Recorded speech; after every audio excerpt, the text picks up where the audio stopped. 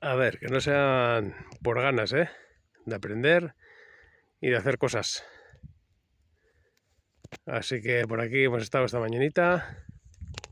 Lo hemos intentado como hemos podido, pero bueno, en eso consiste disfrutar de la mañana, de las pedazos de vistas y del día.